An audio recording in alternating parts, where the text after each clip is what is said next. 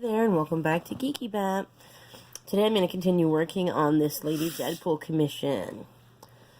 So in the last video we did her hair, which is still looking pretty good. I think I might pop it up just a teeny little bit more since it's sat for a few days.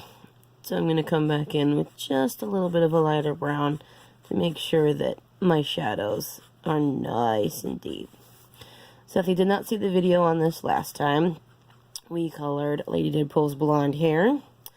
We created highlights just by leaving white space. We picked a place for her light source to be coming from, which is over here, which causes all the shadows to fall on this side of her hair. So when you pick your light source, you're going to use that same light source to do your shading all throughout your picture.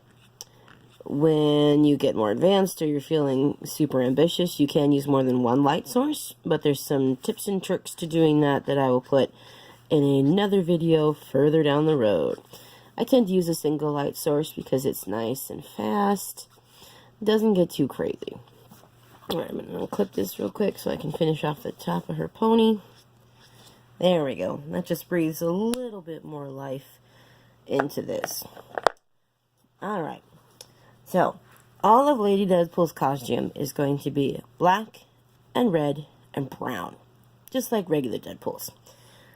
But she also has some little cuties over here. She has some cupcakes. So, I want to bring in a little bit of cuter colors, like maybe some pink and purple and maybe some baby blue, to make a nice contrast with her. Because her outfit is so dark, I will need to do the background before I do it. When you use alcohol-based markers like the Copic markers that I'm using, dark markers end up getting picked up by your lighter markers and then smeared all the way around. And it can actually even ruin the tips to your lighter colored markers. So it's always a good idea when using markers to work lightest to darkest, which is why we did her blonde hair first, because it's very light. So, let's get some color on these cupcakes, and that will help me to decide what colors I want to bring into the background to start bringing that out. So, I'm going to make a cute pink cupcake over here with some pink frosting.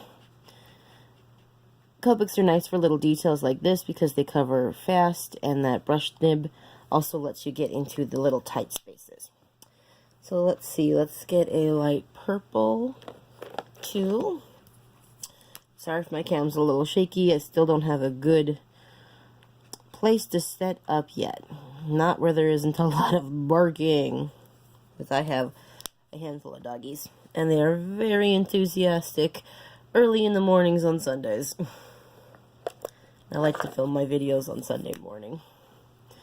Alright, I'll bring a little bit of blue over in this one. I'm kind of starting to make a rainbow here. I guess I'll keep going with that. That kind of fits with the Deadpool family, huh? Rainbows and unicorns. They're kind of goobers. Alright, so I guess I'll make this one next door a light green.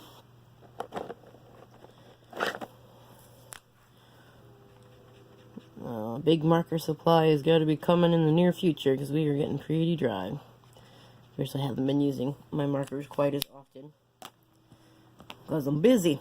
Alright, then I guess yellow would be our last one. So we'll go ahead and throw a little bit of yellow here. Then we have two floating around in the background that we gotta get a color for.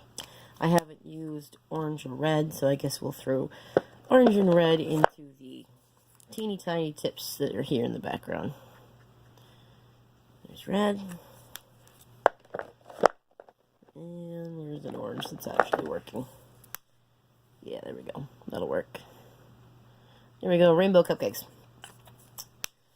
The commissioner that I'm working on this for, her studio name is actually Rainbow Brain Splatterings. So having rainbow cupcakes is a pretty accurate little detail that I can include in this for her. Alright, now we're going to throw some quick shading on those. Once I put all my markers back in. Now let's see. I could grab a darker color for each of these little cupcakes. Or I could come back in with a medium gray and give them all a quick level of shading at once. And that is what I think I'm going to do. So let me find a gray that's not too dark.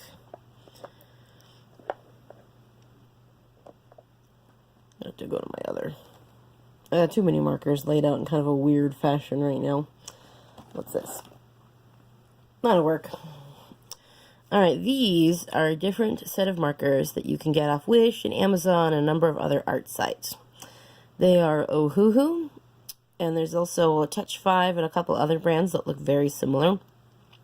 They do not have the same nice brush nib as a Copic marker, and they're not refillable, but they are inexpensive, they work pretty well, they have a decent amount of ink in them, and I find they're really good for like backgrounds because they have really good coverage, whereas the Copics feel like they start to dry out because their color is a little bit more rich and saturated when you color with them. And they're expensive, so you start to feel like you're wasting them when you use them for backgrounds. Alright, so we added a little bit of shadow to those cupcakes. Now, I'm thinking, I don't know, chocolate and vanilla, maybe a cross. I'm not really an either or person, so I kind of like both. Let's get a good color for shading vanilla. Some colors can be a little bit hard to do because they're close to a skin tone. And when they're close to skin tones, you don't want it to be too much of a skin tone color. So say like bread and certain colors of brick and things like that. You might skip over a skin tone and go for a brown because you don't want it to be weirdly skin-toned cupcakes or skin-toned brick or anything like that. But a lot of the time, the colors that you use can look extremely different depending on what you then use to add your shadow to it. So, I'm not super worried about it for this one because Lady Deadpool doesn't have any skin showing. But if this character was unmasked, this might look a little weird here because this is a traditional skin color from Prismacolor. But the way that I'm going to shade it will help to hide that. So instead of bringing in kind of reds and pinks like I would on skin, and I will show that in a different video too, I'm going to go straight to like a light tan brown. There we go. And then for my chocolate cupcakes, I'm just going to grab a darker brown and darken that up. I went outside the line on one of those cupcakes. I'm not worried about it. I can go back in with a white gel pen and fix it up. Alright, I'm going to do the wrappers real quick and the pan, and then I'll probably cut this video for now and come back for a few other things. I'm probably going to do the background off camera because that will take a little bit, and it's actually kind of a boring process. There's not a lot of tips and tricks to backgrounds. You can pretty much color them any way you want.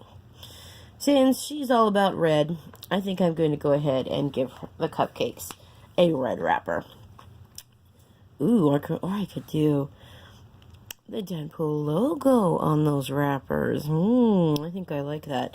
Alright, so what I'm going to do is I'm going to grab a lipstick red from Copic.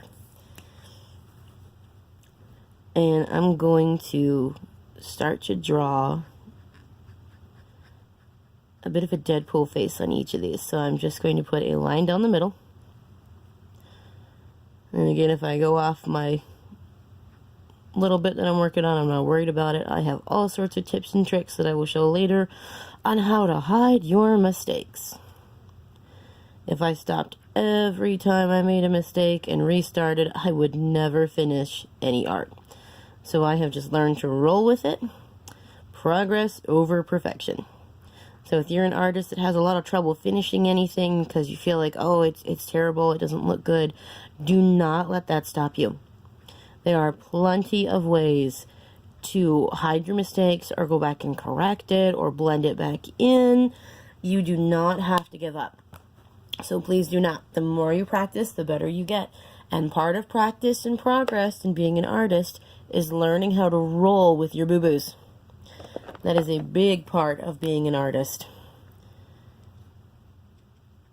And it's natural for an artist to look at their own art and not like it a lot of the time and to see the flaws. When you get a piece that you just start to get really frustrated with and you're like, oh, I hate this is so awful, set it aside. Don't throw it away. take it off your clipboard or your sketchbook or wherever, turn the page, set it aside, and don't look at it for a few days. Come back to it afterwards, and you will feel a lot better about it already. You'll be able to see it with fresh eyes. You'll be able to take another chance at it.